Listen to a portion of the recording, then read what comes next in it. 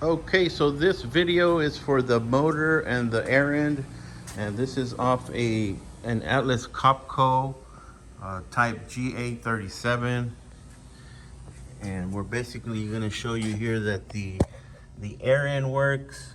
There's a part number on there, and then it's got a Siemens a 50 horsepower motor on there.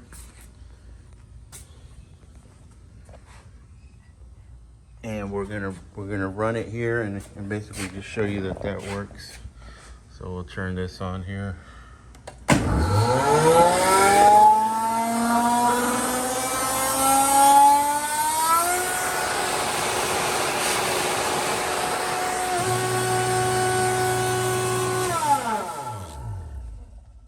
Okay, that is the motor and Airend for the Atlas Copco GA37.